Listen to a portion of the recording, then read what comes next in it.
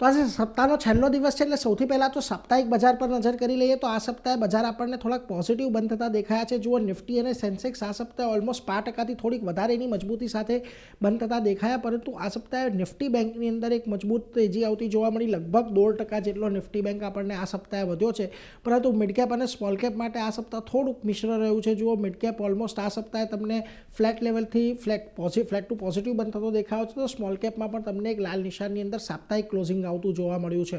પરંતુ આવો આજના બજાર પર તો ગઈકાલે આપણે 25,400 સુધી એક વખત ઘટી ગયા હતા અને ત્યાંથી આપણે આજના દિવસે રિકવરી આવતી જોવા મળી। ફરી પાછો 25,650ની ઉપર જવાનો પ્રયત્ન કર્યો, પરંતુ દિવસના અંતે 25,571 પર નિફ્ટી લગભગ 0.5% ઉછાળા સાથે બંધ થયું છે। સેન્સેક્સમાં પણ તમને ઓલમોસ્ટ 18%ની નજીકનો ઉછાળો દેખાયો।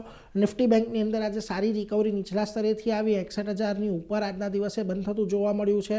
બીજી તરફ તમે આવો મિડ કેપ અને સ્મોલ કેપ પર, તો ખાસ ત્યાં પણ જુઓ આજે સ્મોલ કેપ તમને લાલ નિશાનમાં બંધ થતું દેખાયું, પરંતુ મિડ કેપમાં એક 0.5%ની મજબૂતી તમને આજના દિવસમાં જોવા મળી છે। હવે આજે સેક્ટર કયા ફોકસમાં રહ્યા, તો આજે પણ તમને પીએસયુ બેંકોએ એક સારી મજબૂતી આજના દિવસે દર્શાવી છે। નિફ્ટી પીએસયુ બેંક ઇન્ડેક્સ લગભગ 1.5-2% વધ્યો। સરકારી કંપનીઓ, એનર્જી કંપની, મેટલ કંપની, આ બધી જગ્યાએ તમને સારી ખરીદારી આજે આવતી જોવા મળી છે। એકમાત્ર આઈટી સેક્ટર એવું હતું કે જ્યાં આગળ તમને આજે લાલ નિશાનની અંદર કારોબાર જોવા મળ્યો હતો, બાકી તમામ સેક્ટર એક પોઝિટિવિટી સાથે બંધ થયા છે।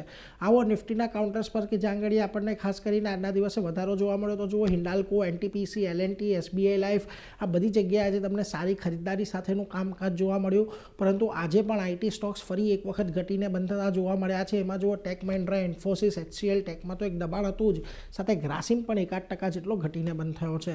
ખાસ કરીને મિડકેપના વધનારાની વાત કરી લઈએ આજના દિવસે, તો જુઓ તમને જ્યાં સારી તેજી આવતી જોવા મળી છે એમાં કેયા industries, power grid, tube investment અને પીબી ફિનટેકનો સમાવેશ થાય છે કે જ્યાં આગળ ખરીદદારી રહી હતી, પરંતુ જ્યાં તમને આ સપ્તાહે આજના દિવસે મિડકેપની અંદર ખાસ દબાણ આવતું જોવા મળ્યું। એમાં જો પરસિસ્ટમ, ગોડફ્રે ફિલિપ્સ, વિશાલ મેગામાર્ટ અને એસબીઆઈ કાર્ડનો સમાવેશ થાય છે।